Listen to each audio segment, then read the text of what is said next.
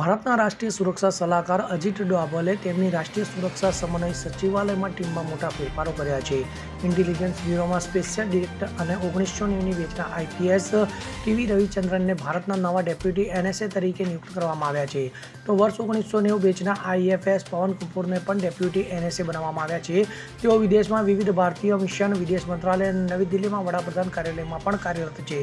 તેમણે લંડનમાં કોમનવેલ્થ સચિવાલયમાં આંતરરાષ્ટ્રીય સિવિલ સર્વન્ટ તરીકે પણ સેવા આપી છે. તો તાજેતરમાં ડેપ્યુટી એનએસએ વિક્રમ મિશ્રીને વિદેશ સચિવ બનાવવામાં આવ્યા છે. આ શ્રેણીમાં હાલમાં સૌથી વરિષ્ઠ ડેપ્યુટી એનએસએ રાજિંદર ખન્નાને બઢતી આપી એડિશનલ એનએસએ બનાવવામાં આવ્યા છે. તો હવે એનએસસીએસમાં 3 ડેપ્યુટી એનએસએ અને 1 એડિશનલ એનએસએ છે.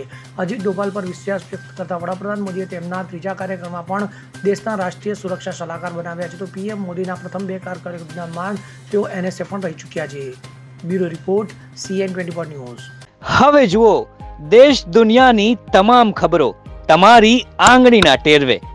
ઉઠાવો મોબાઈલ અને Google Play Store પરથી ડાઉનલોડ કરો અમારી CN24 ન્યૂઝ મોબાઈલ એપ.